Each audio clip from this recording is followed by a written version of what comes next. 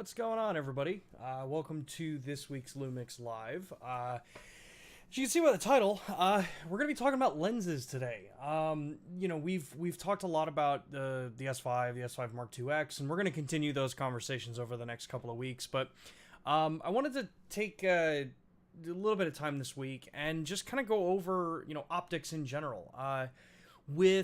With more and more people starting to take a look at the S series and the Micro Four Thirds platform from Lumix and in general, there's a lot I think that gets overlooked when we start saying, what kind of lenses or optics do you want to put on a camera? And I see a lot of those questions in the various Facebook groups. So wanted to kind of condense some of this conversation here, give everyone an opportunity if you've got questions about, hey, how does this lens work on the system? Have you tried this?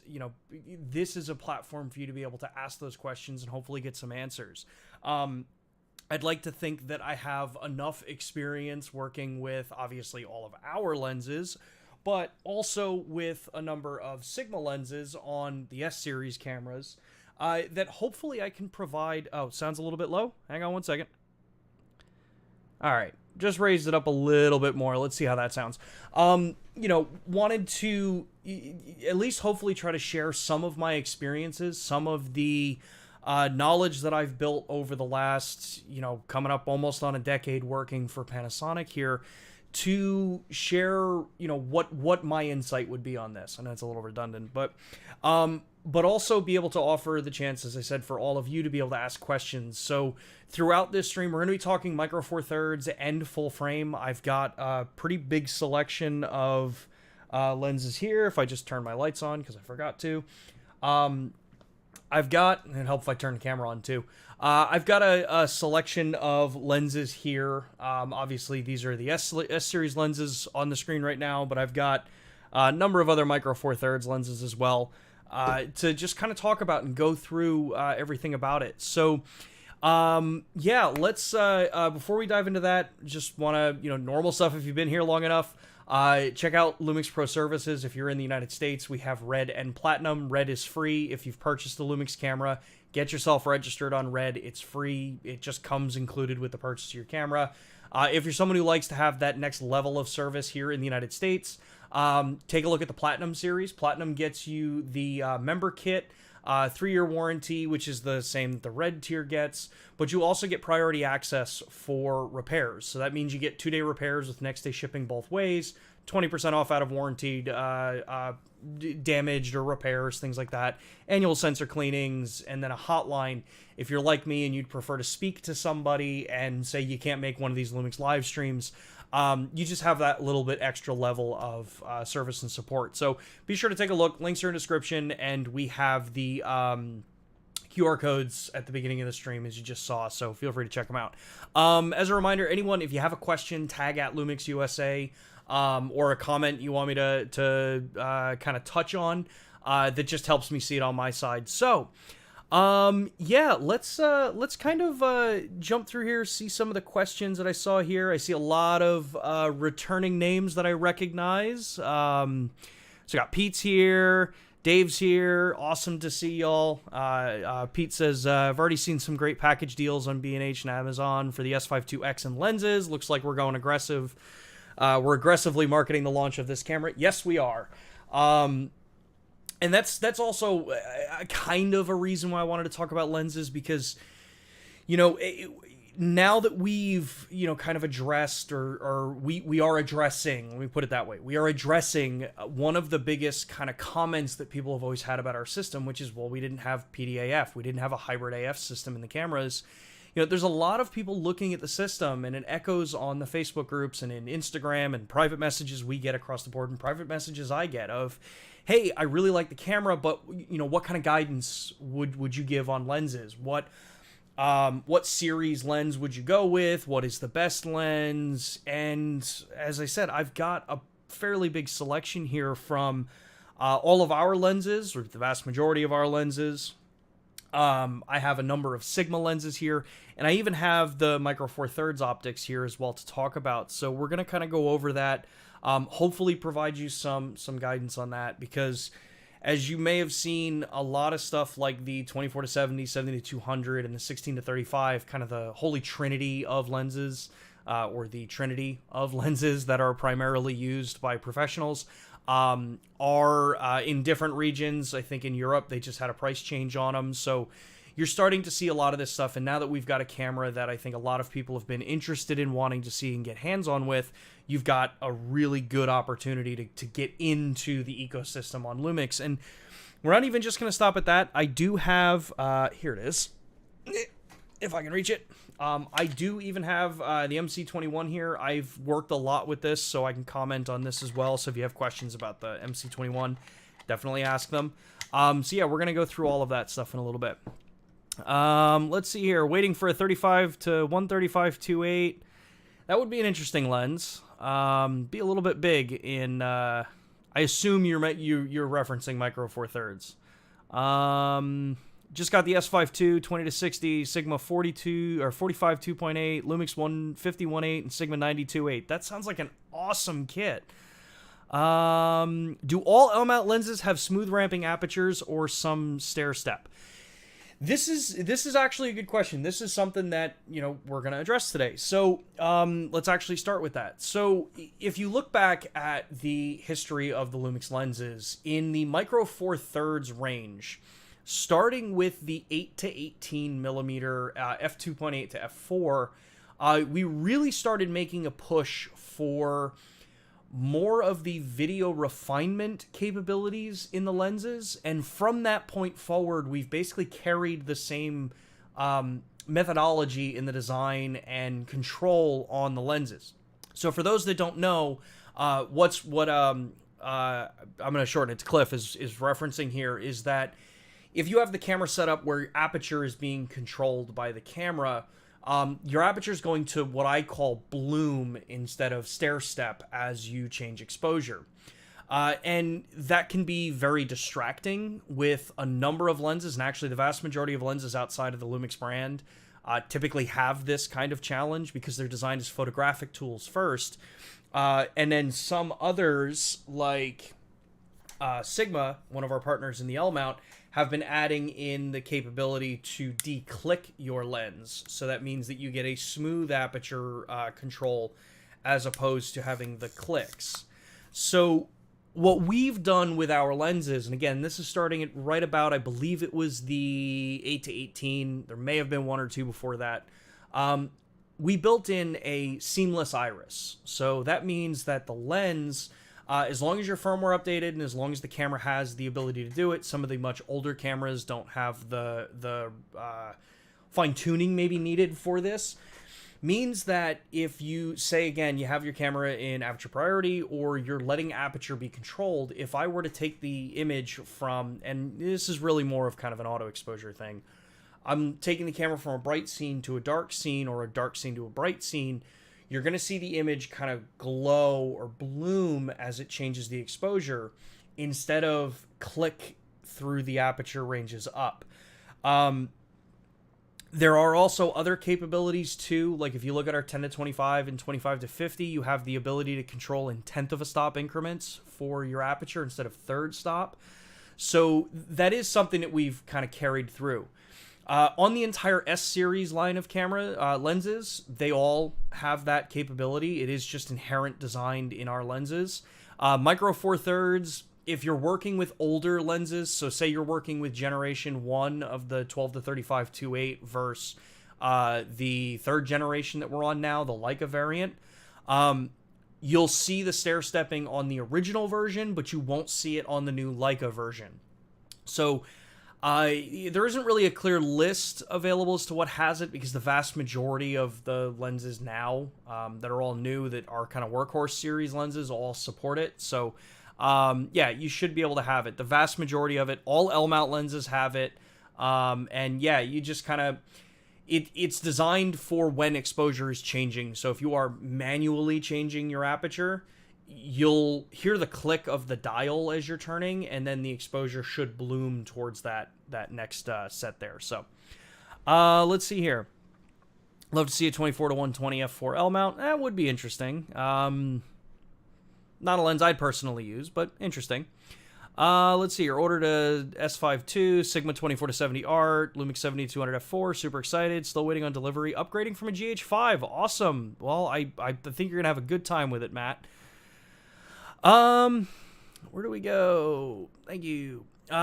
Chris, what's a way to implement a follow focus without using a wireless unit? Anything that can use remote port in the cameras? Does Lumix Tether allow focusing? Yeah, so Lumix Tether does allow focusing, and so does the Lumix Sync app, depending on the camera that you're on, Chris. The difference is that in the Tether software and in Lumix Sync, they're going to be a little bit more coarse as far as how they work, because it's done by commands being sent to say, hey, move the focus this much, and then it moves, and then you click it again, and it moves again. If you're looking at like follow focus, like what you would get if you like physically attached something to the lens for follow focus, there really isn't anything that would directly integrate into the camera at this point. I know that it's been things that we've kind of, wanted to talk about and kind of see what improvements can be made over time. Unless, let me caveat that statement, unless you're working on something like, if you have a DJI gimbal, like an RSC2, which is the one that I use, you do have the ability to do follow focus with that over USB. When you plug the camera in and you're controlling it through the gimbal, you have manual focus control with the dial on the gimbal itself. So technically that is kind of, I think, what you're asking for. But it's not going to be necessarily the same as if you're working with like an actual big bolted on follow focus, because it only works with our lenses. And that is something that I see as a follow-up. BS1H you're working with, that will work with the BS1H. You just have to make sure that you're USB plugged into the gimbal to activate that. So that maybe that can be a way to work through. Other than that, if you're looking at something like from Tilta or Small Rig or some of those companies, I don't know of any that are directly integrated into the camera that don't require basically a separate system to do it with. Yeah. Matt says, I'd like if you could explain a little more manual focus clutch on the S Pro lenses. My 70-200 f4 on the clutch doesn't feel smooth once you go past semi-hard stop when it's focusing. Yes, I can 100% go over this, actually. So... Matt, or for those that don't know, what Matt is talking about is on lenses like our 70-200 here. This is the 2.8 version, but the F4 is going to be the same. We have the ability to take the manual focus ring and pull it back, and you have a manual focus clutch. So one of the things that that Matt is referencing here is that when you are on this lens and you go back, so I'll pull back into here. When I go to where it's going to click stop, so you'll see here, it stops the ring from adjusting. When that happens, what you're going to end up seeing is that you can still turn the ring. And the reason you can still turn the ring is because it's an electronically controlled system. What our focus clutch is doing is giving you basically marks that are calibrated to the focus range of the lens. When you go past where the lens is, when you're in that mode, when you go past where that lens is set, it's basically what you're feeling, Matt, is that the ring is at that point decoupling from the actual kind of ring that is telling the positioning information for the focus. So what that means is as you keep turning, you can keep freely turning that. You do have that soft stop. But once you're doing that, you're not actually moving the internal kind of strip or the contacts over the strip for the positioning info. So yeah, once it goes past that, that's why you're feeling that. Basically, it's also a way to kind of tell you like, hey, you're not actually doing anything anymore, because manual focus clutch is designed to be calibrated. It only can move a certain amount because that's what the ring is designed to move, and tell the camera and the lens motors where they need to be for that given distance that's marked on the lens. If you were to do it through software, so if you were to, instead of using manual focus clutch, go into the system and use linear manual focus, through the focus by wire system, that will let you continuously turn it, and you won't have that same situation because you are disengaging the clutch. The clutch, think of the clutch as basically, it's kind of the same as a car. You have one track here, which would be constant, so it's a ring that goes around the whole setup. And then when you pull off of that range, you go into a shorter strip that is calibrated. So once you go past it, you're gonna feel a difference that you're not actually turning anything. In the electronically controlled manual focus, you have full 360 because it's engaged in that full circular ring for getting your distance there. Yeah. Let's see here. Is there an adapter for L mount on Micro Four Thirds? Nope. The L mount and Micro Four Thirds are 0.25 millimeter difference in flange back distance, so that is not enough space to put an adapter with the electronics needed for the electronic control. Because lenses like the Micro Four Thirds, so this is a 12 millimeter 1.4. Because this is controlled fully electronically, so the aperture is communicated electronically, the focusing is communicated electronically, you have to have the ability to take the contact information, convert it to a different mount. And when the choice was made with L mount and Micro Four Thirds, to maximize our optic design and our goals for the system, the cross compatibility between the two wasn't going to be possible. So yeah, unfortunately, there aren't and won't be adapters for L mount to Micro Four Thirds or vice versa. Let's see here. Sigma 105 millimeter with S5 Mark II. How does it handle? So that is the lens that I have. I love this lens. If you've not used a macro lens before, the Sigma 105 f2.8 macro is a spectacular lens. It works great with the S5 Mark II. The one thing I will honestly say about this lens, which probably you would want to be aware of with it, is that while this is an L-mount lens, it is built for L-mount. The continuous autofocus is noisier than what you have on something like, say, the 24-70 2.8 Art that is designed actually like the DGDN. This one, while it is DGDN, when you are in continuous focus, it is a bit noisy and a bit coarse. In video use cases. In photo use cases, this lens is stellar. Focus is fast, it's accurate, it's quiet when you're focusing in the still side of the world. But if you're looking at using a macro lens like this for video, you're probably not going to be using continuous focus. Usually with macro lenses, you're going to bring it to the closest focus range. And if you're looking to do true one-to-one macro with a lens like this, that's the only range you're going to get true macro. So you would manually focus, go to the closest focus, and then physically move your camera in and out to get your focus point. But yeah, as a photographic lens, I love this lens. It's awesome. It's nice to have 105 millimeter. And when you talk about the L-mount Alliance and the entire S series of cameras, and honestly all L-mount cameras, it's important to know that you kind of have to change the way you think about what optics for a system mean. Up until we launched the L-mount system, and arguably for some up until the S5 Mark II and Mark IIX were announced,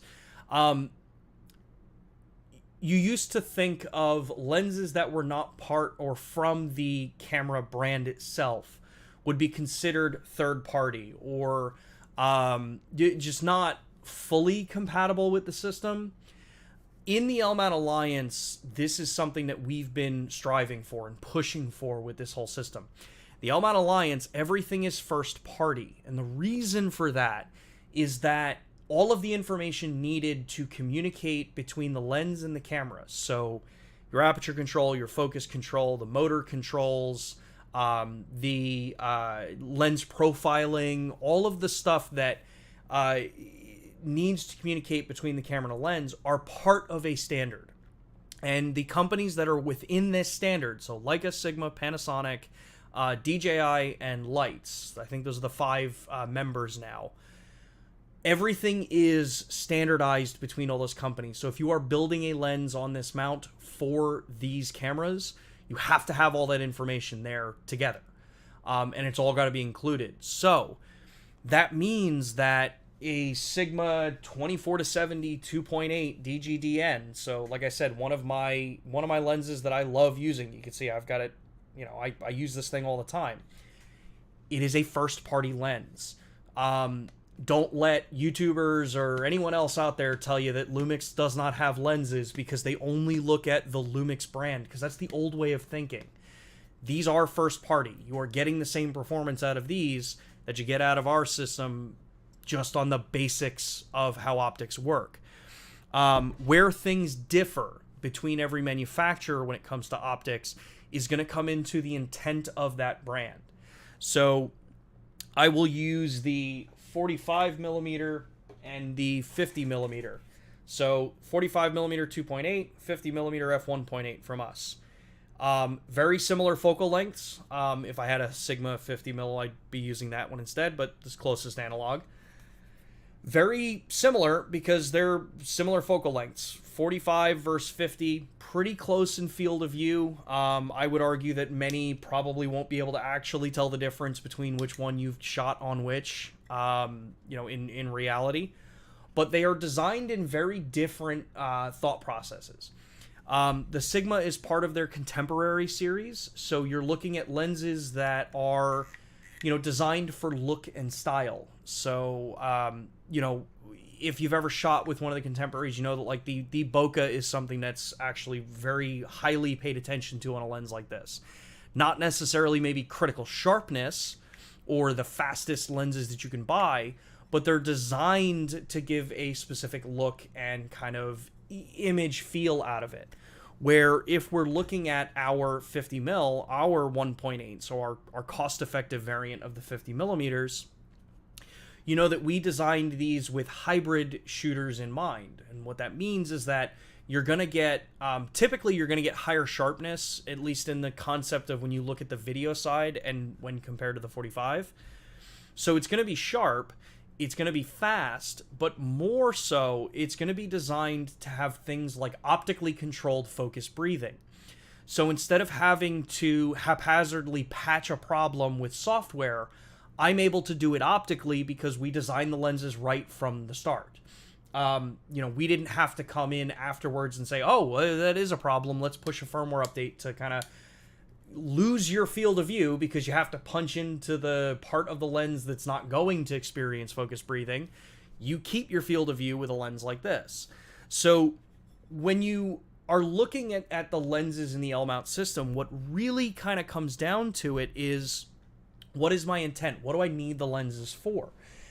If I'm a filmmaker, I'm probably going to be picking, if you're looking at native lenses, and this is adapted lenses aside, if you're looking at native lenses on the L-mount itself, you're probably going to be looking and say, well, the Lumix lenses, the series that we've made, fits a cinematographer or a videographer's use case a little bit better because we do things like optically controlled focus breathing on the entire lineup. We do that focus clutch functionality, even down to the fact that things like our 70-200 are electronically parfocal. So if you're someone who prefers manual focus, because there are plenty of you out there, I'm able to set my lens at 200, set my manual focus to the range, zoom back out to 70, and know that now my focus is set at the distance that it needs to. So at 70, it's still in focus. At 200, it's still in focus. That is something that you rarely ever find on lenses outside of the cinema space, where you're spending tens of thousands of dollars and you don't have the ability to say, oh, well, I want a manual, I want to autofocus at this point, so let me flip a switch and turn autofocus on. Cinema lenses, you just do not have that flexibility. You are stuck to, manual focus. That's just what you have. We've taken that thought process and made sure to say, hey, you want the best of both worlds, let's get you the best of both worlds. And then further than that, we're looking at, as I said here, I've got the f1.8 series of the lenses here, and even in the concept that if you're someone who works on a gimbal, if you're someone who works where size is an important thing to you, the entire f1.8 series from 18 to 85 millimeter, they're all designed as the same exact external chassis. It's not that they're similar, they are the exact same external chassis. The only difference, which I guess means that they're not the exact same, but the step part of the lens and the length of the manual focus collar, maybe a little difference between each one, but height-wise, weight-wise, they're all designed so that you can interchange them and not have to think about things like rebalancing a gimbal. So from a video perspective, yeah, that makes a lot of sense with these lenses, that they're designed and you see a much heavier video concept with them.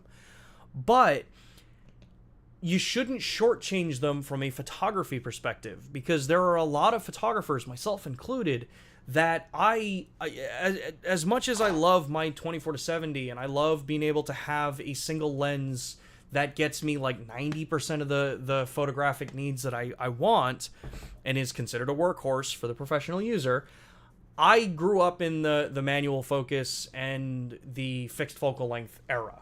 I started in film. That's where I got my passion into photography. So changing lenses was never something that was really a concern for me. Knowing that I've got everything from 18 all the way up to 85, and they are the same design, same build, everything is identical between them, just my focal length changes, means that I can have that full set in my bag and know that I'm covered across the board. But we took that a step further. If you're a photographer or videographer, you may not know that lenses also can impart color cast to an image. It's not just what the camera does. It's not just what the camera's image processing does. Optics are also tuned for look and style. So our entire 1.8 series are also designed so that optically, from a color perspective, a tonality perspective, they're identical across the board. So from 18 to 85, no matter which lens you choose, you're not going to have to worry about, well, does that lens impart a certain color shift to the image that, say, this other lens doesn't? And that's where, in some cases, from a photographic standpoint, it may not be as important. But if you're someone who's using things like our Real Time LUT functionality, that can actually become important. If you jump between a Sigma lens to a Lumix lens, you may see a little bit of a difference in color and contrast between them, given the same focal lengths. But again, it's that idea that they're designed based on the company's, kind of goals that they want for those lenses. But from a technological standpoint, from a general capability standpoint, they are all first party. You don't have to think, oh, well, I'm buying a Sigma lens, it's not native. They are 100% native. So let's see, what other kind of comments that we have here. Can you control aperture on the GH6 via Ethernet with the Lumix tether? No, the GH6 does not have the Ethernet compatibility. You'd have to USB connect into your computer to do that. Any more S Pro? 1.4 is on the way. Even if I did know, I wouldn't be able to tell you, unfortunately. Know that we are always basically looking to improve our system. Not basically. We are always looking to improve the lenses. As we come out with more and more cameras that are on the new engine, that are utilizing PDAF, that's when I think you'll see, more lens updates come out. Right now, the bigger thing that I think a lot of people are looking at is they want cameras to get updated faster. And we are working on that. I think our director, Yamane, had pointed out that you should be expecting to see faster development and release of cameras over the next couple of years. So definitely, kind of keep an eye on the system. Know that we are always developing lenses and we are always looking to see what makes the most sense next for us to make, based on the widest range of what people are asking for. Some of the more specialty lenses, like, ultra long telephotos or super telephoto lenses, they can take a little bit longer to figure out which one is the right optic to go with, which one should the brand come out with. But the more you let us know, the more you communicate with us and say what you want to see from us, the better it helps us determine, like, hey, this would be a focal length that we're actually seeing an overwhelming number of people ask us for. It kind of helps put it in kind of hierarchy of what the development should be on those. And that's actually a good, I think, segue to talk about, in general, lenses. So as I said, across the board, this is our global Lumix site that has information about our lenses and the entire L-mount system. You'll see that we have, on our system, we've got, kind of what's already currently out here from Leica, from Sigma, all the different DG-DN lenses, and then you'll also see like DC-DN, which is crop censored, so that's APS-C lenses. But we do have roadmaps published here. People ask us often, hey, do you have a lens roadmap published for what's coming? And we do. I think sometimes companies get overzealous and they post things that out on a roadmap that are like the glint in someone's eye of an idea that they want. Our roadmaps tend to be a little bit more conservative, I'd say. So you'll see that we have everything that's announced currently. We do have a macro slated on here, and we do have a wide to telephoto zoom slated on here. So there are lenses in development. There are plans to come out with this, and know that this is not it. There are always other things that are kept much closer to the chest as far as what we want to build as we communicate better with the community, with all of you, to determine what we should be coming out with next after this. And then when you look at just in general, if you wanted to see what the true breadth of lenses are for the L-mount system, definitely take a look at this site. I will drop a link down in the chat. This whole setup really does show you how many lenses are available for L-mount. I think, like I said, it gets easy to kind of silo off each of us in the L-mount to say, hey, well, what lens is available? You only have this many lenses. Well, you got to look at it as a whole picture. As far as prime lenses go, pretty crazy number of lenses available. Zoom lenses, we're covered everything from 14 millimeter wide all the way out to 600 millimeter with something like the Sigma 150 to 600 here. And then even further if you start looking at with the teleconverters attached to go even further out. So yeah, there's a pretty solid set of lenses available for the system. Let's take a look at some of the other questions here. With the S5 II, are any improvements for manual focus lenses, talking here regarding sensor and algorithms, will it improve significantly if I upgrade from the S5? Not 100% sure what you mean as far as improvements for manual focus lenses. Manual focus lenses, there's not really much that the camera can do for improvement. I mean, you have the fact that if you're going from an S5 to an S5 Mark II, you have the ability to punch in for manual focus now on the S5 Mark II and the Mark II X. So for some, that can be a big benefit over the original one. The peaking system, the kind of general setup like that is going to be pretty much the same. But you do also have, if I turn the... let me turn the info display on my S5 II here. You do also have the ability to, if I come in here and I'm working with a manual lens, I have the ability to do things like turn the lens info confirmation screen off, which you can't do in some of the older cameras. What this means is that if I have set one manual focus lens up that I know I'm always going to use, and I turn the camera on, you get the notice that says, hey, please confirm what lens you've got attached. You can turn that off on the S5 Mark II and the Mark II X. I don't think you can do that on the S5 original. And then you can also program in a number of lenses too. So if I take this lens off, say, you'll see lens information. I can program in up to, I think 12 lenses here. And in each of these lenses, if I go in and hit display, I can edit each. So I can tell it what focal length I'm working with. So I can program in the focal length. I can also program in the IS area. So how much, what is the area for the image stabilization that you want to have? So this is basically how powerful the stabilization is going to be. You have some control over that. And then you can name them too. So you can go in there and say, hey, this is like my, Leica M series lens that I've been working with. This is my Atlas lens. You have that control for up to 12 different lenses.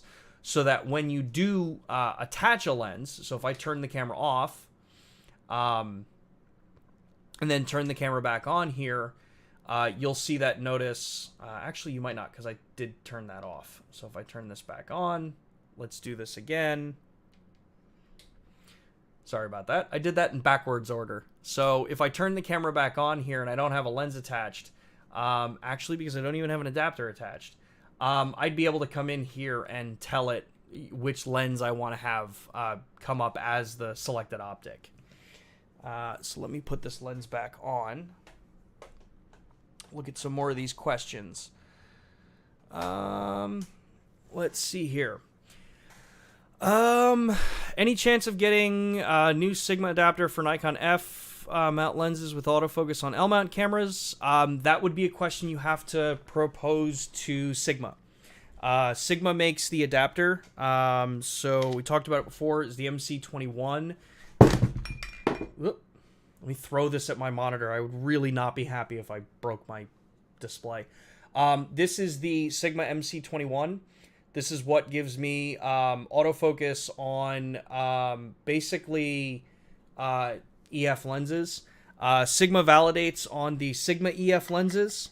I encourage you, if you are interested in this adapter, to take a look at videos from like Josh Cameron and some of the others out there.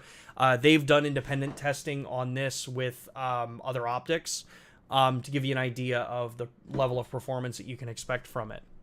But yeah, as far as Nikon F, you'd have to communicate with Sigma on that.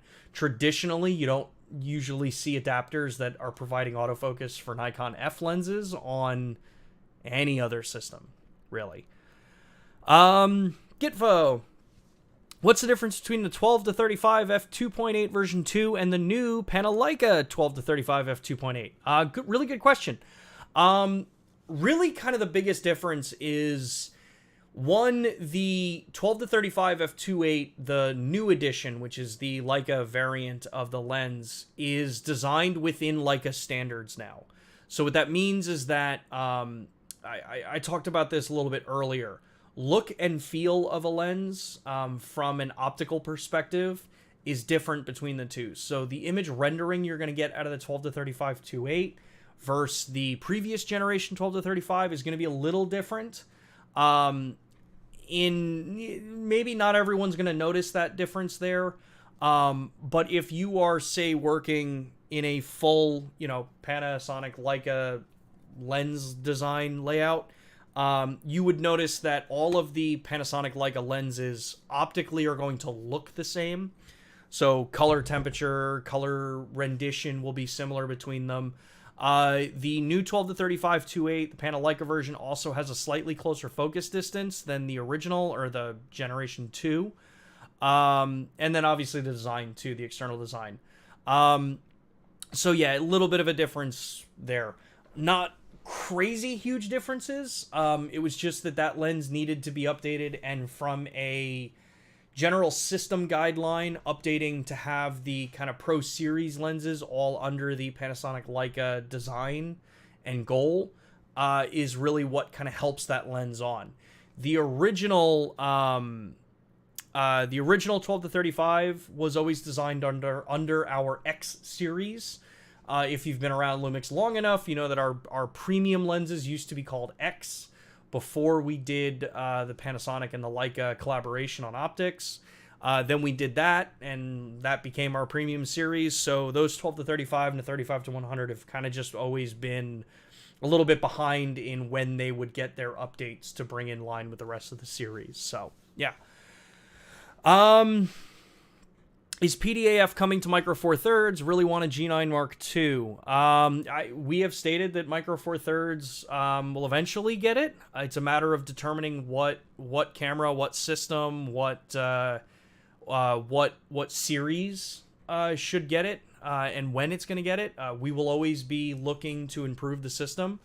So really, the most I can say is just kind of keep your eyes on the channel. I'm going to use this as an opportunity to push, get subscribed, follow us on all of our social channels. That's where you're going to hear it first, to know about, when and if those kinds of things happen. So, we are in a phase of aggressive growth, on the system. So you will see better improvements coming out for both Micro Four Thirds and for full frame S series. We've said it before, and we will continue saying it. We are beyond dedicated to both Micro Four Thirds and full frame. A lot of times it's a matter of just we want to make sure we do it kind of right before we go, you know, and just slap something in there, and maybe it wasn't the right model that people wanted to see it in first. So, yeah. FC says, will there be image quality differences between putting ND filters in front of a lens versus ND filters in between lenses and sensors, such as lens mount converters? This kind of stuff can be interesting. If the glass used for the front of lens and the in adapter, or this would even apply to cameras that have built-in ND filters, if the glass is the same between all of them, there should be no difference where you place that ND filter. Theoretically.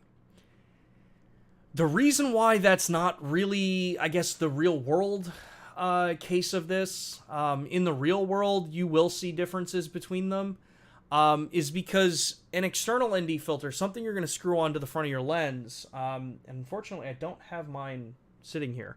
The ND filter that you're going to screw onto the front of your lens, there's so much variability in ND filters because of the quality of the glass and the brand that you use. Some ND filters have heavy magenta shifts. Some ND filters have issues with the infrared transmission. It can throw off the way the image looks. Some have really crappy coatings on them that actually introduce ghosting and stuff like that. Those are all things that are going to affect an image that I would be more worried about than necessarily where that ND filter is placed within the optic, kind of pipeline, right?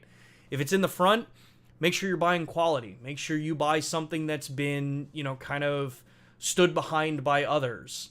One of the most infuriating things that I've ever seen, and to be fair, it's something that I did for years as I was getting into this, is buying cheap filters or buying inexpensive filters and then wondering why, like, you get these weird artifacts, or you get just weird color shifts and stuff like that. I know 100% I am guilty of still doing this because I use a variable ND filter that I got like 5 or 6 years ago, and it was a relatively inexpensive one, but I've just worked my own workflow around it. But the thing is that when I use that filter, I can tell when I'm using it because everything's a little bit warmer. And I'm not a great colorist, so fixing that kind of stuff's not really big for me. So it's a matter of just the quality that you're going to go with. Things to keep in mind is that for any camera that's got a built-in ND filter, you are stuck with what that brand chose to put in that filter. How neutral is that filter? Is it going to provide a cast when you're comparing it to a camera without? What does it look like when that filter's turned off versus when it's turned on? You have a little bit more flexibility if you have it in an adapter and then also on the front of the lens. However, you add the relative inconvenience of you got to screw it on, screw it off. There are some pretty cool companies out there making the magnetic locked ones. But ultimately, when it comes to anything in the optic path, filter-wise, buy quality, don't buy quantity. Cheap filters, while they may be cool and they fix something right away, I would just, buy quality. Let's see here. Sacred says, I met Roger Deakins and got him to sign your GH6. Well, that's cool. He has a photography book out. He shoots Leica, but hey, nobody's perfect. I love my Leica lenses and Leica cameras. He said he loves the GH5. Well, that's good to know. Cool. Let's see. Phil says, how is the continuous AF performance in video for the 60-600 on the S5 Mark II? We actually showed this a little while ago. I encourage you, if I remember in the playback of this video, I'll dig back through my the Lumix live streams, because I had done a little bit with that lens from the video perspective. To be honest, I looked at it at first more from a photography perspective, because I figured more photographers were looking at that lens at first. But I thought it was great. The S5 Mark II and the Mark II X, because they have PDAF, and that lens is, you know, very well suited for it, I think it does really well, as long as you know what you're using the system with. So what focus mode are you in? Are you in one area plus? How are you working on that system? I thought it worked great all the way through those ranges. So yeah. Asking about the focus clutch specifically, because I know you can change the degrees in camera linear mode. Yes. So the focus clutch, I know this is a little bit further back. Focus clutch versus in body. I think I explained this a little bit before on what that means with it. Focus clutch versus the in-camera linear focus. It's just a matter of the focus clutch because it's calibrated. And this actually brings me to the next topic that I wanted to kind of drop into here while we've got some time left. You know, we talk about linear manual focus on our cameras, and in the S5 Mark II, the S5, the S5 Mark II X, and a number of other Lumix cameras, we've added the ability to take what are focus-by-wire lenses, which for video shooters is not really necessarily the best thing out there, and we've given you the ability to convert them through software into linear controlled lenses.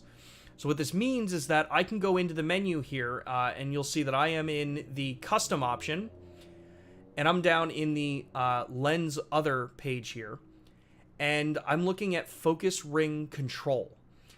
This lets me come in from non-linear, which means that the lens is going to respond to how fast you turn the manual focus ring, to linear. But you also have the set option here.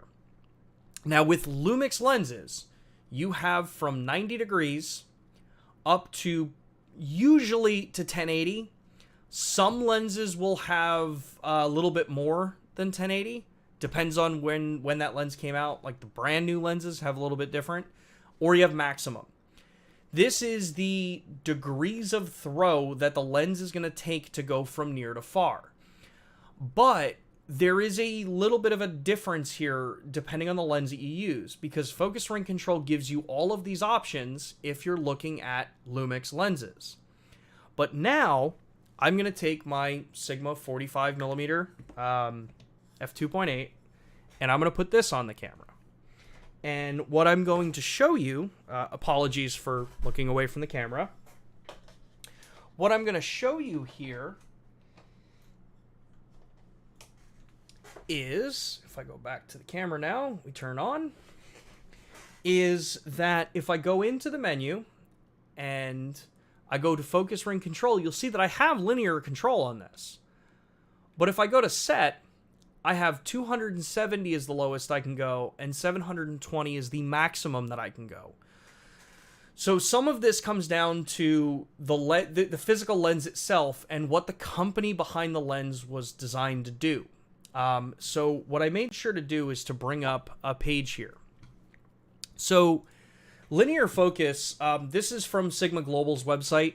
If you just do an information search about Sigma linear focus, you'll land on this page. They give you a little brief explanation of what linear focus is and how it works for them, as far as how their system works. They do a really good job of explaining the differences here, what to look for. But they also provide a compatibility of linear focus page for you to be able to take a look at.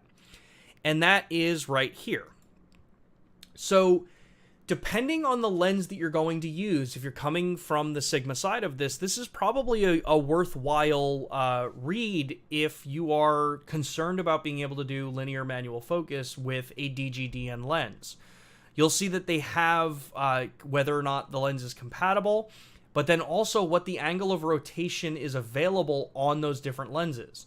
So as an example, my 24-70 2.8 DGDN is compatible with linear focus. However, its minimum is 360 and its maximum is 720. So that means if I want to do linear manual focus on this lens, I have to turn it one full rotation to go from near to far, or I have to turn it, what is that, rotation and a half to go from near to far. Versus something like the 14 to 24, which lets me go 90 to 720. These are the little differences that you would see between Sigma and Panasonic Lumix. Because we've built our lenses to be very video user friendly, we know that all of our lenses are going to have basically 90 to 1080, basically. Some will have maybe a little bit more, but they'll never really ever have less than that.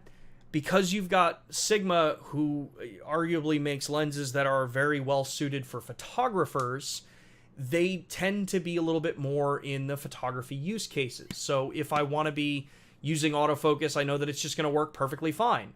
If I'm going to be manually focusing, well, I could probably use push to manual focus, or some lenses may have a mechanically linked manual focus.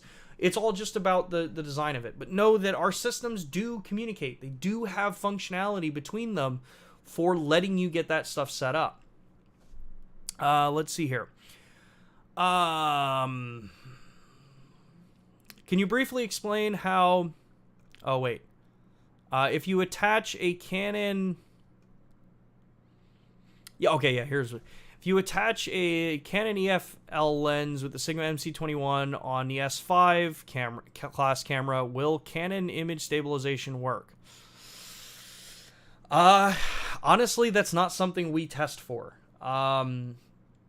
Compatibility as far as EF goes on the MC21, you're going to have to ask Sigma about what works on that adapter and what's designed for. My understanding is the MC21 is designed for guaranteed compatibility with Sigma EF lenses. If you are coming from Canon, you probably got to test and see how it works. Like anything, you're probably looking at more to do with generation of a lens than necessarily who makes it. A lot of times it's just, what motors did they use? How does their communication work? Is it something that was figured out by Sigma? We don't get involved in that side of it. So yeah, I honestly don't know. I would recommend checking with some of the other YouTubers out there or some others that may have had experience with it firsthand. Waiting for your S5 2X, but wishing 18 to 35 f2.8. That'd be an interesting lens. You try Sigma DG. Okay, you guys are talking there. Explore Norway. Please make more f1.7 zooms for Lumix G. I wish for a 6 to 12 millimeter f1.7. How big of a lens would you be willing to have exploring Norway? 6 to 12 millimeter 1.7 would be gigantic. Yeah. But recommendations like that is what helps us look at different directions for optics. Cliff says, can you briefly explain how dual image stabilization works? Body and lens together, what L lenses have optical stabilization? Good question. So when it comes to dual image stabilization, so Dual I.S in our series, let me bring up the link here. So Dual I.S, the way this system works is it's communication between the camera and the lens. So this is for Dual I.S to work in honestly any capacity. The system has to be able to know what the lens is doing and the sensor is doing simultaneously for correcting an image. With our lenses, we have a few in the full frame series that are Dual I.S compatible. The 24 to 105, which is an f4 macro OIS. Both 70 to 200s are the OIS variants, and our 70 to 300 has an OIS variant as well, or is OIS compatible. So that means that those four lenses are compatible for Dual I.S.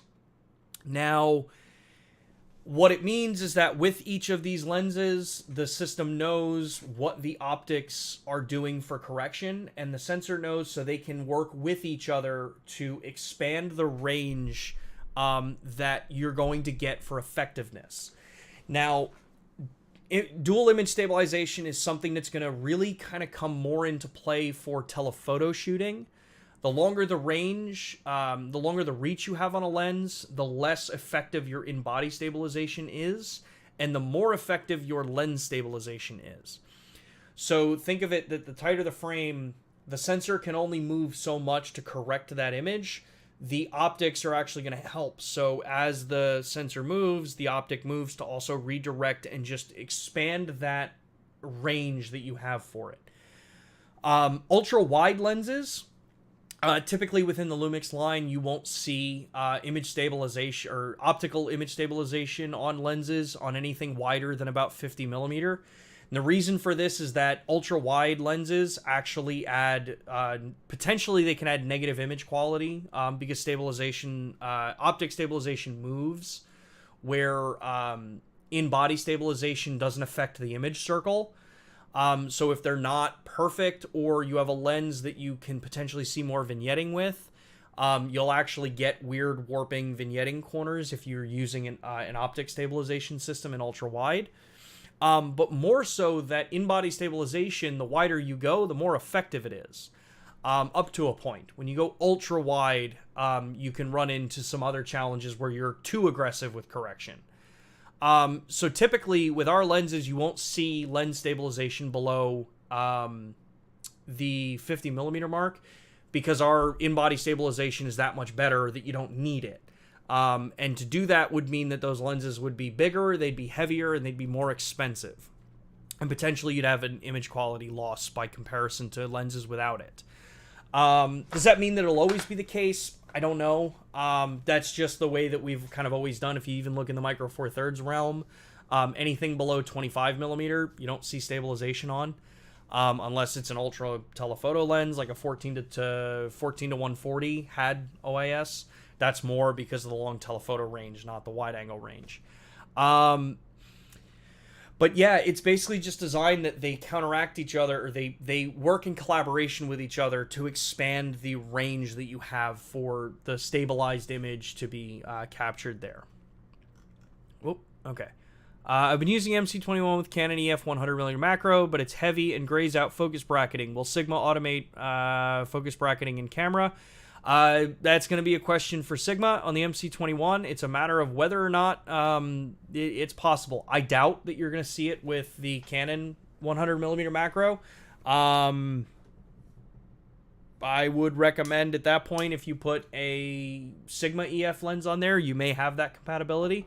But yeah, as far as anything to do with Canon compatibility, there is no guarantee that there's going to be full compatibility with Canon EF lenses on the system. You'd have to just confide with those that are actually out there testing it and working it on their own. Eric says, joining late. Apologies if it's come up already, but is there a Micro Four Thirds lens roadmap? Hoping for arrival to OM 150 to 400 someday. As far as Micro Four Thirds roadmap for lenses, we don't have one published. Lens development is always underway in Micro Four Thirds. I think sometimes it may look like we're being very quiet on Micro Four Thirds because we're focusing so much on the full frame series. But what I think you want to kind of try to keep in mind a little bit is that we are building a new core technology system that will go between all of our cameras. So as we're working to get the S5 II, the S5 IIX, and whatever we do next, and work with our hybrid PDAF system, that kind of stuff will trickle into the Micro Four Thirds realm as well. So, excuse me, I couldn't get to the mute fast enough. So, as far as lenses and stuff like that goes, it's a matter of just we're in the process of getting the new focusing system down to where we're comfortable and ready to put it into Micro Four Thirds, and we know which camera to put it in, to then be able to go down and say, okay, now that we've got that sorted, what lenses should we move on to next? Yeah, so always happy to hear your recommendations and what you want to see in a system, whether it's Micro Four Thirds or full frame. DJ, I'm also here to talk about lenses. 100 to 400s, 200 to 600s. Thanks, Sean. 100 to 400 does exist in Sigma. 60 to 600 exists in Sigma as well. And like I said, I consider them first party. So if you know that you need those lenses, 100% feel comfortable going with the Sigma variants. If you've been in the industry long enough, Sigma has evolved into a very high-end company, in my opinion. Enough so that, like I said, I've spent my hard-earned money on these lenses. These are my lenses. These are not provided by Sigma. These are not provided by Panasonic for me. I bought these lenses, and I love them. They are some stellar lenses to have in the system. And if I did long enough telephoto stuff, I'd probably buy that 100 to 400 from Sigma as well. Let's see here. New S5 can be used as webcam in native way, or is it in plan? No tether app, quote unquote dance. So you're referencing UVC control over the USB. I don't know. Yeah, honestly not sure. Currently, right now, you do need to use the Stream software or the Lumix Tether software for it. Let's see here. MC21 on Lumix all Canon lenses, profile focus and manual focus is also good. So, well, there you go. You've got some other information there from users. K&F adapter, please do information. I have no information on a K&F adapter. If they want compatibility, they have to work in with the LMAT Alliance. That's how that works. It's not up to me or Panasonic solely to approve someone doing it. They would have to go through it. So if you want K&F to make an adapter, you got to plead to them for it. What value to set if I use adapter for manual lenses while the focal length supposed to be shifted?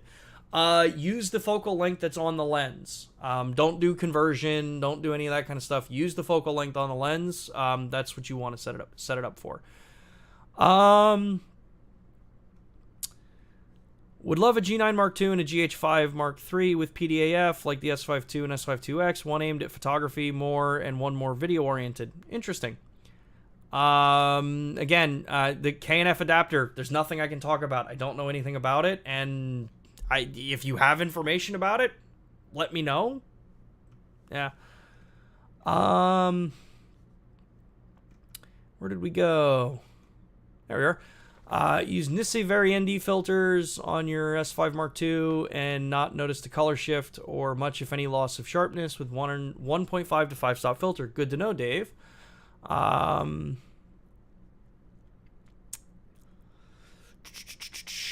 Thanks, 6600 for live events. 6600 for live events, I think you'd be fine with it. It depends on...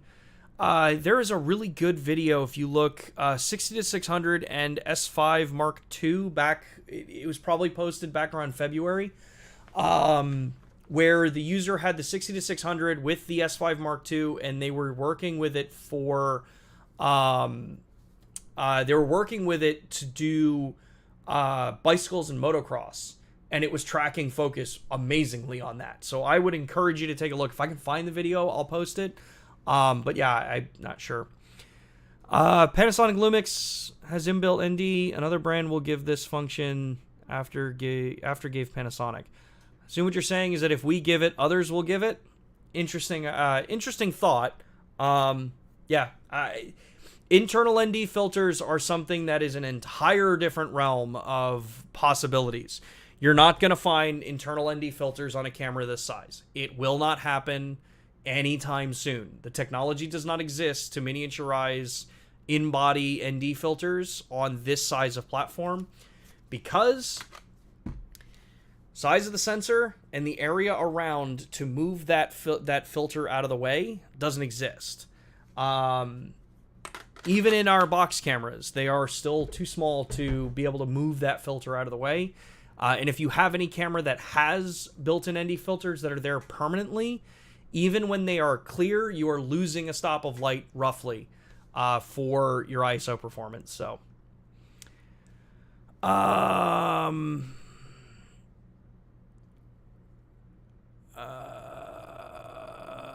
I like the fact that you stated you are addressing rather than address the PDAF system. Hoping for a G9 Mark II. I want to stay with Panasonic rather than going for the OM Systems OM1.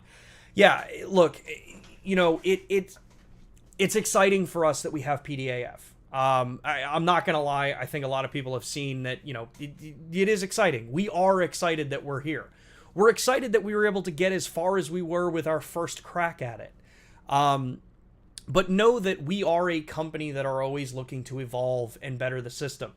I think, though, we get caught in this world where people want immediate results for improvement, and don't put into the thought process that you can't fix something or you can't improve something overnight. Because if we were to just take every single person's opinion and immediately make an adjustment based on that person's opinion, it's not going to be right for somebody else. So the evolution of our PDAF system, think of this as, you know, obviously this is our first start. It's our first implementation, and I would say it's a pretty damn good implementation, if I do say so myself. Granted, I work for Lumix. I've been involved with the development of it for quite some time now.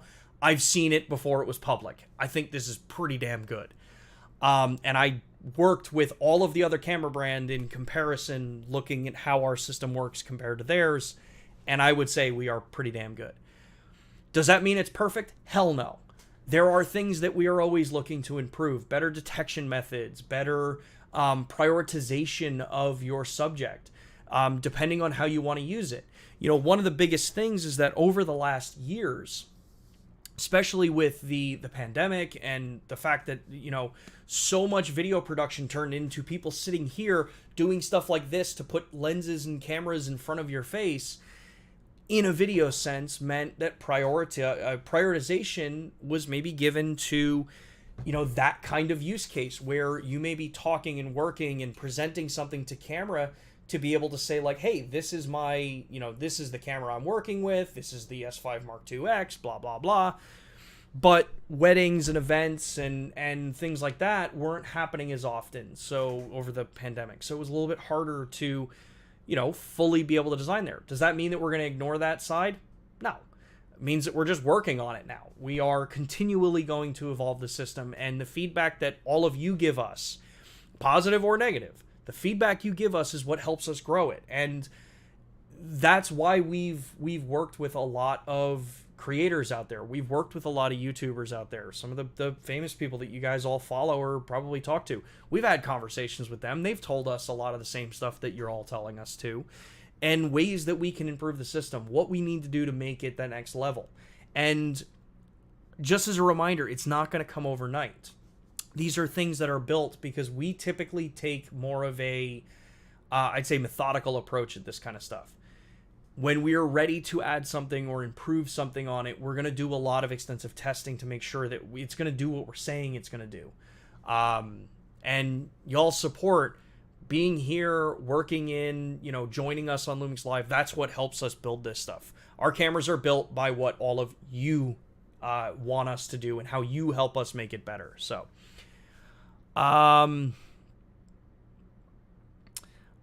let's see here.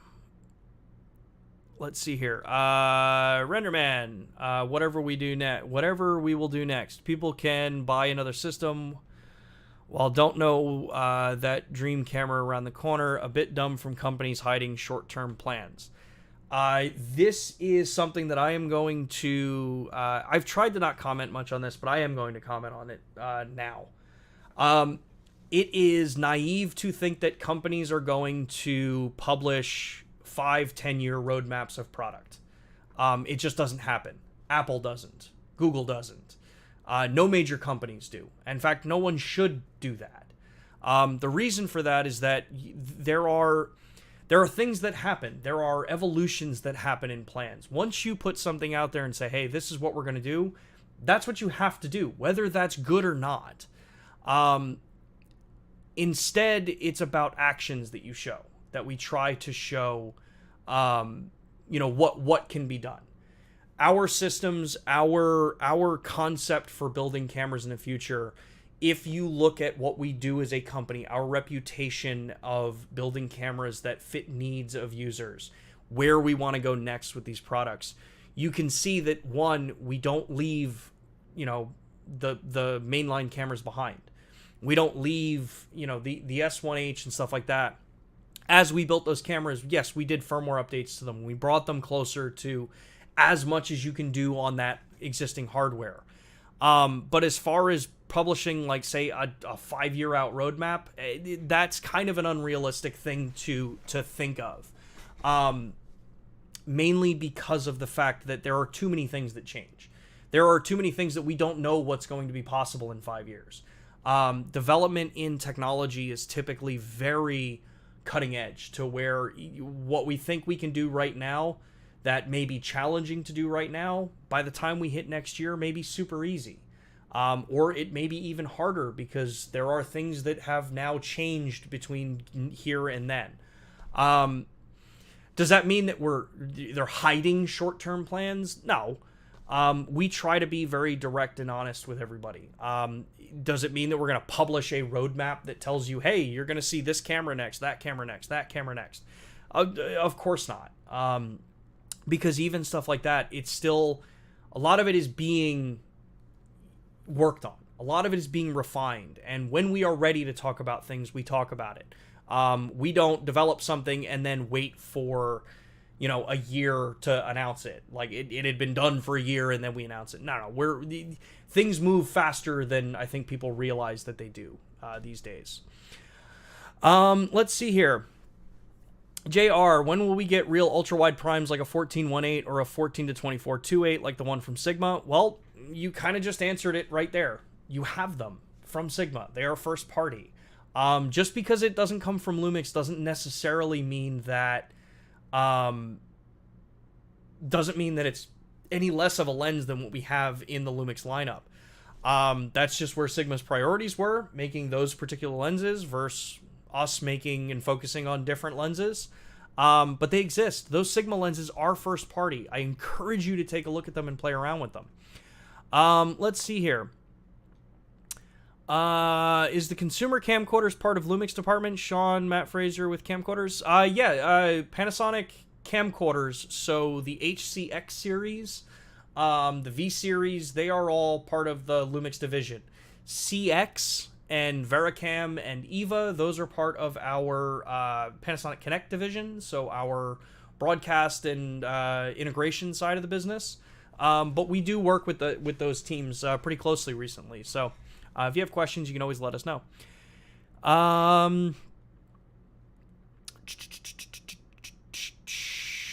Are you planning to make lenses that are sharp on low apertures for doing good quality photos?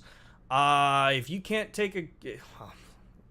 That was about to be pretty rude, but I would challenge you to try the lenses before passing judgment. Connor McCaskill just posted a video of photography with the f1.8 series on the S5 Mark II X. I encourage you to go take a look at the street photography he did with them. Those are our f1.8 series. I think he did it with the 35 and the 85 millimeter f1.8s. Go take a look at those and tell me that they're not good photos, or quality photos. You can take quality photos with the lenses that we offer already. Does that mean that we're not going to work on making, say, like Sigma's art series concept where they are hypercritical sharp? It doesn't mean that it's out of the book for us, but, you know, not everybody wants ultra critical sharpness. Sometimes you want character and style to the lens as well. But yeah, I truly do not believe that you can, if you have comfort and understanding of the equipment you're using, you can take amazing photographs with the cameras and the lenses that are already on the market. What is your actual main streaming camera and lens? If it's the X, do you use the in-body streaming functionality? So the lens that I'm using right here, this is the S5 Mark II, and I use the 35mm f1.8, and I am HDMI into my desktop.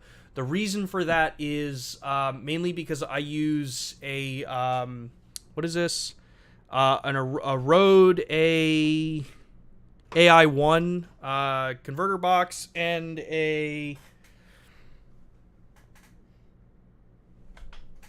Rode NT1 microphone. Sorry. Rode NT1, Elgato ARM, and then an AI1 for the audio that I have running into the system. So it's just easier for the way my S5 Mark II sits up here all the time. It never leaves. And I like the 35 field of view, so that's what I work with. Yeah. So that's the stream we have here. I am planning to do in 3 weeks, depending on the weather. I am planning to take the S5 Mark II X, and we're going to do a Lumix Live from the field, so I'll be using the live streaming from the camera. So we'll post details about that in a little bit.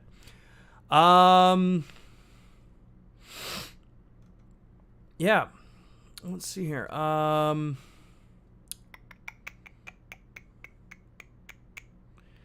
Been waiting for a 300mm prime micro four thirds lens for wildlife photography. Anything in the works? I don't think there's a 300mm from us that we're looking at currently. We have the 200-2.8, and you can put a converter on it and get. We have the 1.8 converter, so that makes it what, a 280-ish. I'm horrible with that math. And then we have the 2x converter, which makes it a 400 f4. So we do have those lenses. They are still available. But yeah, Lumix inspired by Panasonic camcorders. Camcoders give us inbuilt NDs 1, 2, 3, and 4. That's a straight misunderstanding of the difference. Camcorder sensors are about this big. Full frame sensors and interchangeable lens camera sensors are like 20 times bigger. You have to have space to move the ND filter out. The technology just does not exist for it yet. Chief says, what would we get in S5 II firmware update? Like what features? The firmware update that's coming on June 13th is going to provide Live View Composite for free. That is 100% free. Live View Composite is free. I saw a lot of comments back and forth on Facebook about, confusion about that. It is free.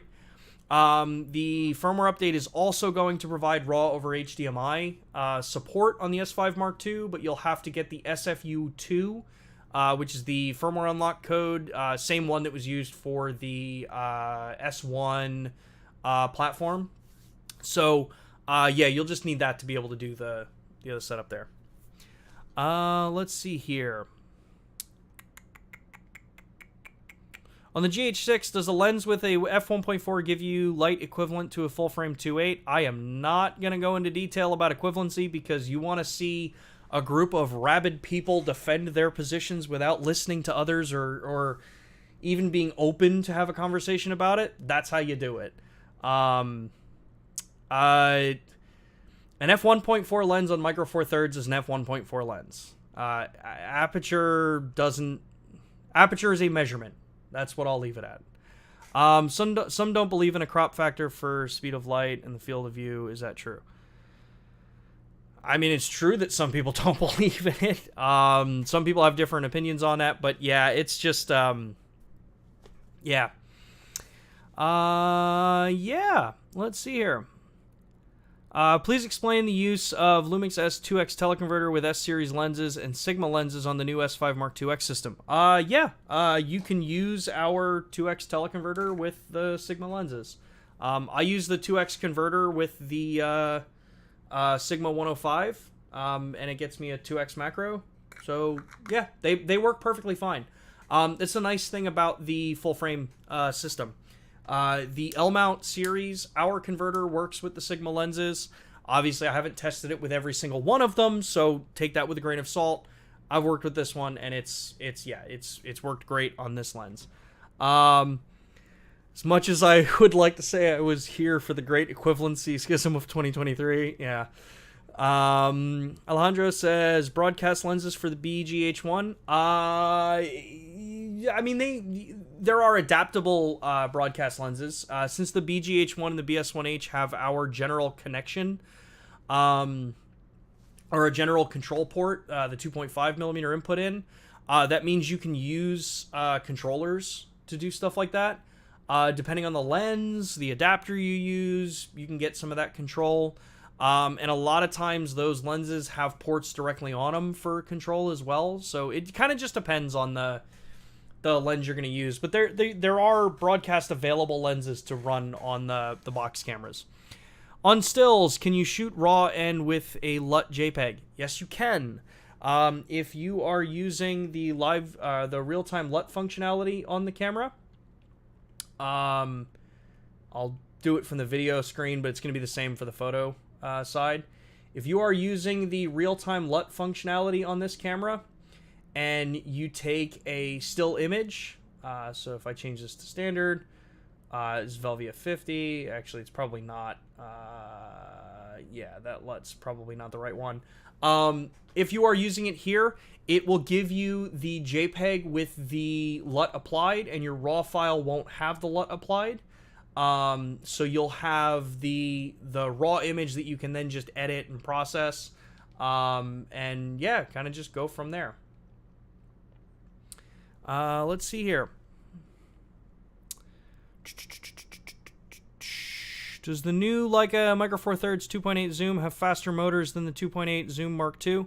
Not necessarily faster. I think they're basically the same motors. And that's the last thing I want to touch on, because I didn't realize that we were 20 minutes past the hour already. There's a lot of talk about, you know, as we've said, that our goal eventually is to bring PDAF to the Micro Four Thirds world. And I think what a lot of people can take from what we just did with the S series is that our lenses like our 20-60, right? These lenses came out before we had a PDAF camera. They work perfectly fine with PDAF. Contrast-based design lenses actually had to be overbuilt compared to lenses designed for PDAF. So that means that you get the ability to have a lens that can work incredibly well on the contrast side, as well as work incredibly well with the PDAF information to get you speed. So as far as if and when we put PDAF in a Micro Four Thirds camera, whenever that day comes, the vast majority of newer lenses should be perfectly fine. I'm sure we'll have firmware updates if we ever go down that path, just like we did with the full frame cameras, that just refine the compatibility. But know that the lenses that we've been releasing, the designs, the concepts that we're working with on our optics, they're all designed to just be the higher quality. Whether you're a photographer or videographer, hopefully you take away from this conversation that it doesn't matter if you buy Sigma, Leica, or Panasonic lenses. Hell, if DJI made L-mount lenses, I'm sure you'd be able to work with those lenses perfectly fine. Not that they're going to, or that I have any idea of what they would do. It's just because they're part of the L-mount alliance. You know that the L-mount is designed to be a fully inclusive system on the lens side. Everything is first party. Micro Four Thirds was a little more complicated than that, where each company was still allowed and able to do their own kinds of things. The mount is what the specification was around, not necessarily the lens communication protocols. But in the L-mount, the lens communication protocols are part of the design. So if you ever want to read up more about the L-mount and see the entire list of lenses, you can take a look at lmount.com. That's got all of that information there. And yeah, it's really, really solid to give you all that info. Let's see here. When shooting 60p in APS-C mode, what's a good lens to get the equivalent of a Super 35 or of 35 millimeter? Take whatever focal length you're working with and multiply it by 1.5. So if I remember right, was it 24? I think is going to be the closest. 24 millimeter is going to be the closest. So if you use like our 24 millimeter f 1.8, you're going to get a 36 millimeter in Super 35. So you're going to be close to 35 millimeter for full frame field of view. Dave, on the S5 II, can you create custom white balance and save it, not just one of the custom white balance options, so you can load it again? If not, would that be possible to add in the future? So you do have the custom white balances here that if you set it, you can do some adjustments to it. Let me move my camera. You can set some adjustments to it here for tint, magenta, blue, green, amber, yeah. You can change that, and that saves it into each of those choices for 1, 2, 3, 4. But these are also the ones where if you press up to do white set, you can put a white card in there and then save it. So yeah, that's kind of what you've got there. Yeah, so it does work. It's not going to work in that because it's too dark, but let's see here. Lumix S5 Mark II battery charger, free or extra paid? Why? You mean the battery sled? You mean this thing? If you mean this thing, yeah, it's not in the box. Camera charges through USB. If you need it or want one of these, they're available online. Yeah, from day one, I mean, the box contents have been published since we announced the camera that that part isn't in the box. If someone needed it, they'd have to pick it up. But let's see, I'll take 2 more questions and then I have to actually close it today. The MMA Money Minute, your product knowledge is impressive. Why, thank you. Jeff says, which Lumix lens is best for macro photography? If you're looking at our lenses, in full frame, in the S series, you'd probably look at the closest, which is the 24-105 macro. Actually, no, I take that back.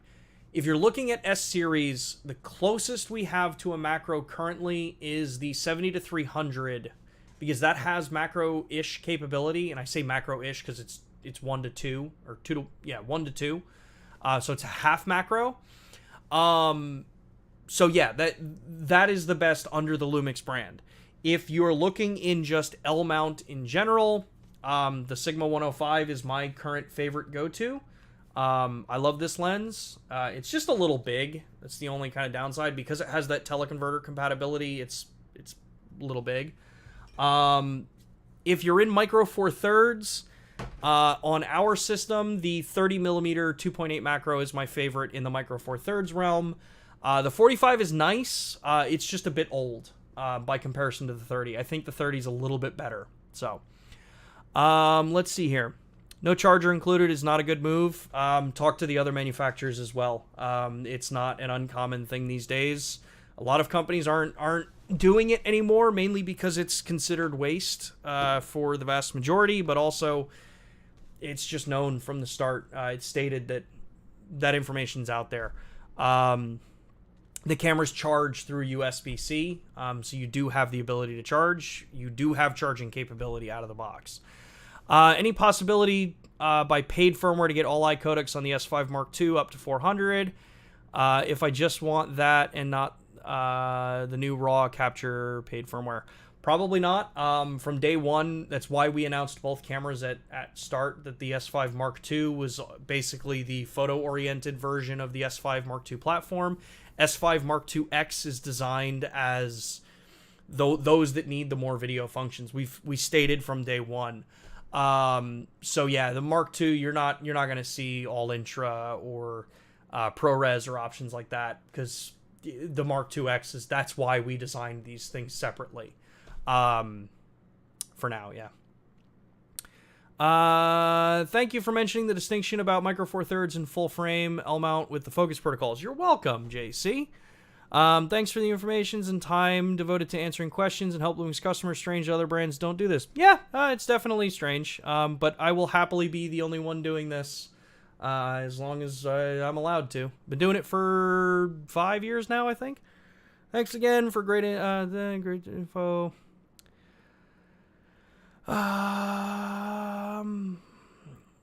If others not included is not measuring point for you, you're better than the others. Okay.